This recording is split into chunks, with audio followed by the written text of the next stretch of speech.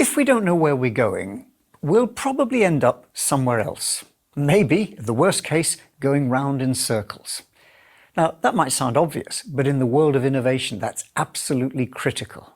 If we don't have some sense of why we're innovating, some long-term strategic view of where we're trying to get to, we could end up in the wrong place. So innovation strategy is really important. So what's in an innovation strategy?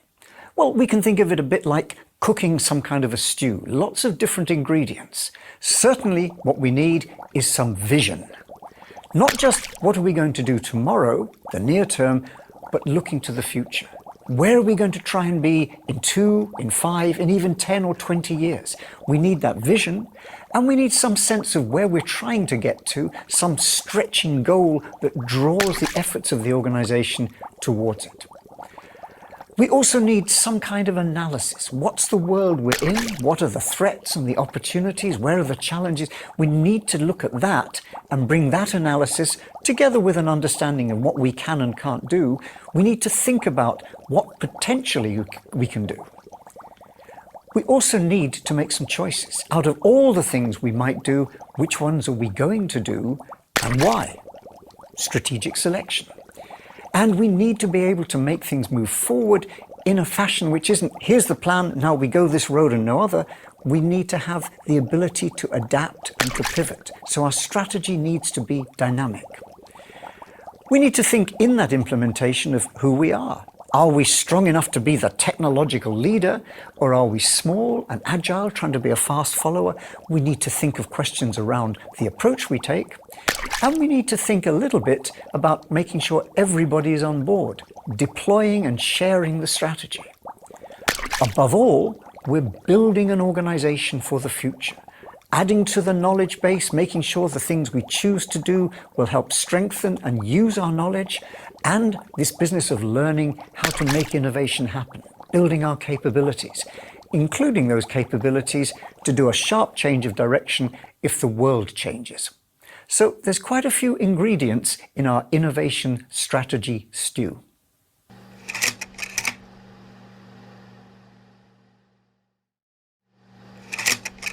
So let's look at this vision thing first of all, that key ingredient. And it really says it all in the name. It's a look forward, where are we trying to get to? Now, we can think of some grand strategic missions. For example, President Kennedy famously set the challenge to the American system. We are going to put a man on the moon and bring him home safely. Now, that's about a 10-year vision that unites a lot of people behind a common purpose. Fine. We can see many examples of that in the innovation world. Google, for example, has a whole series of quite stretching targets. They call them moonshot projects. And even if they don't achieve everything they try to, there's a lot of learning on the way which can help them. And of course, one of the other things about vision is it's got to be something people believe in. And one important thing there is making sure we can align the values of the organization. The Body Shop is a famous brand of cosmetics, and it's been recently acquired by a Brazilian company called Natura. The origin of The Body Shop was one woman, an entrepreneur, Anita Roddick, who passionately believed in sustainability, saving the planet by conserving resources, not polluting, not using dangerous stuff in making cosmetics. And she built a shop, and then a series of shops and a factory, eventually a global brand, behind this vision. And many people joined the organization because they shared the vision. In parallel, in Brazil, something similar happened, and the two have converged around the Natura Body Shop brand today. Vision-led. And of course, one of the other things about vision is it's got to be something people believe in. And one important thing there is making sure we can align the values of the organization. The Body Shop is a famous brand of cosmetics, and it's been recently acquired by a Brazilian company called Natura. The origin of The Body Shop was one woman, an entrepreneur, Anita Roddick, who passionately believed in sustainability, saving the planet by conserving resources, not polluting, not using dangerous stuff in making cosmetics.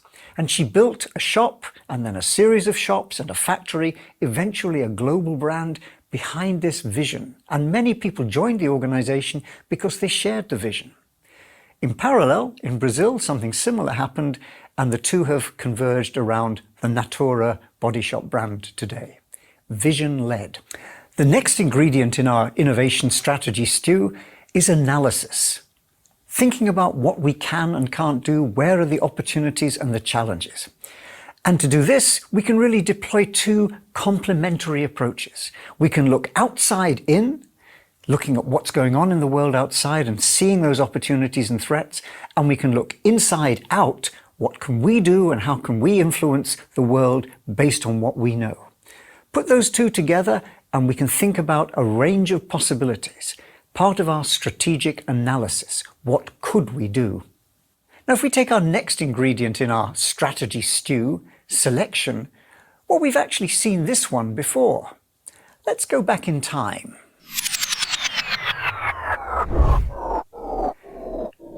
Remember, we'd gone through a phase early on of searching for opportunities, finding what we might do, but then we came to a point where we had to think about selection. What are we going to do and why? We've got scarce, limited resources. We don't want to gamble, so we need to think strategically about where can we best use those resources. And the tool we particularly saw of value there was the business model. Actually trying to make a story which says this is how our great idea is going to create value, and using that business model to convince others that it's worth coming on board with their money, with their skills and their expertise. And that really is a key part of innovation strategy. That is innovation strategy. What are we going to do and why? Choosing out of all the possibilities and then building a strong story to carry us forward. That business model. And the next element, the next ingredient in our innovation strategy stew, we've also seen before. Back to our time machine once again. Because when we were talking about implementation, agile implementation, this wasn't just a question of push the go button and hope. We had to think ahead in terms of a plan, but we also had to be flexible, recognizing that no plan survives contact with the real world. You're constantly going to be faced by unexpected things, so our strategy has to be very much a dynamic thing that we keep revising. It's like the GPS, reprogramming, recalculating to try and get us where we're trying to go. So, what we need in our innovation strategy is this capacity to revise, to update, to pivot. Now, one important element of our implementation strategy ingredient is how we're going to approach it. Because we have choices. We can decide we are going to be the first mover. We're going to take this new technology, this new market opportunity, and be first. That's fine, but it's risky and it does require quite a lot of resources to be able to achieve that, particularly knowledge resources. Research and development helps us open up new fields, but we need to have lots of strength and lots of muscle behind that. That's one approach, but it's not the only approach. Another equally interesting approach might be to be a fast follower, to say, let's let someone else open up, take the risks, identify where there might really be an interesting opportunity, and then systematically move in, bringing all our strengths and all our capabilities to bear to colonize that area. If we think about the approach that Microsoft has used for many years, it's been this early but fast follower. It didn't invent the browser, it didn't invent that field, it allowed that to emerge, and then when it became clear that browsers were going to be important as a way of constructing the internet infrastructure, then they moved in and came to dominate it for a long time with Internet Explorer. Now, another key piece of our implementation ingredient is to do with getting everybody on board. You've probably seen that cartoon. The picture of the man, everybody follow me, and he goes jumping ahead to whatever it is he's trying to achieve strategically, expecting everyone else to follow. And they don't, and he's left looking rather lost and alone. Strategy is a bit like that. It's one thing to say, this is our vision, this is where we want to get to and why we want to get there, but we've got to make sure we bring everybody else with us. Getting the people in the organization on board, committed to, buying into the strategy, is a part of that implementation puzzle. Now, in a startup, that's fairly easy. By definition, everybody's on board. We all want to make a success of it. But when you're a company the size of Toyota, you still absolutely have to have strategy, but you've also got tens of thousands of people all over the place to try and bring with you. So we need to pay attention to deploying the strategy, to sharing it and getting people to buy in and support it. And an approach that Toyota and many others use is strategy deployment, giving the overall big picture, but then breaking it down to say, what can you do? What can you do? How can we together contribute to delivering that strategy, to implementing what it is we're trying to do? The last and perhaps the most important ingredient in our strategy stew is about building for the future. In a sense, strategy takes the long view, thinks about creating and developing the organization for the future. Not just a particular innovation, but overall building that organization to be an innovative player in the future. And that really has two components. We've already talked many times about the knowledge base. What do we know? Our core competencies. And we have to manage that strategically. We can't simply go shopping for that and say, we'll have a new one of those and a new one of those. That might be part of our strategy, but we also will have to invest in research and development and collaboration and many other ways in which we strategically build our knowledge base, our competence. But we also have to reflect on how do we make innovation happen, the structures, the ways in which we enable the journey or the many journeys in parallel if we're a big organization, but how do we enable innovation to happen? So we have to build our capabilities as well as our competencies. Well, hold on a minute there, John. Think about the case when the whole game changes. Take a company like Kodak. Now look, they've done all the things you talked about. They built their competencies over decades. They became really brilliant in terms of their knowledge base, market leader, and they built their capabilities. They really knew how to innovate, a whole stream of new products coming to the world through Kodak. So they did all the things that you were talking about, and still they got hammered when the world of digital imaging came along. How do you explain that? That's a really good question, and that's a really important part of strategic thinking. We've talked many times about uncertainty. We shouldn't forget that sometimes the uncertainty is a tidal wave of change which threatens to knock us over. It disrupts everything that we know. And we need a strategic approach to that.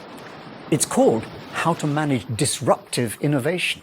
And disruption comes from many different sources. The question you asked about Kodak, that's a classic example. A new technology comes along, which isn't just a better version of what we've already got. It's coming from a completely different direction.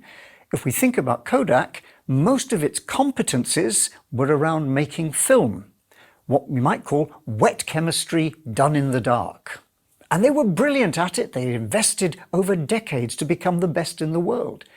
But in an era of digital imaging, most of that becomes irrelevant.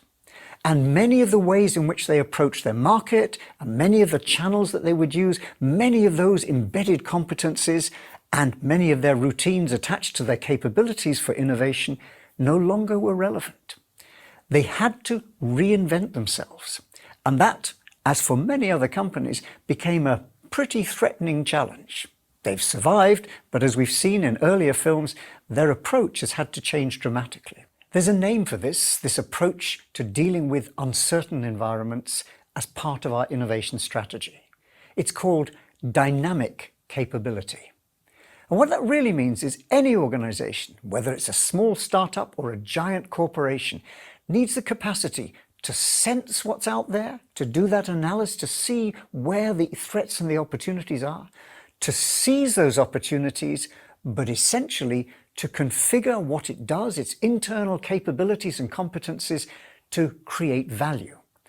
But sometimes it's a matter of reconfiguring, to taking that step back and viewing it in a different way and resetting the organization. Dynamic capability. So let's summarize where we've been in this film. We need a strategy for innovation. We need to be able to say where, why, and how innovation is going to help us move forward. Otherwise, we could get lost. We could end up somewhere we didn't expect to go. There are several ingredients to making innovation strategy. Particularly, we need a vision, we need analysis, we need selection, And we need to think about implementation, including the approach we take, the posture, and deploying the innovation strategy so that everyone on the organization gets on board. And innovation strategy is all about building for the future, building our knowledge base, our competencies, and building our capabilities to enable innovation to happen. Which raises the question, in a highly uncertain world, of dynamic capability. Not just being able to build and set our competencies and capabilities, but periodically to step back and, if necessary, reconfigure our whole approach.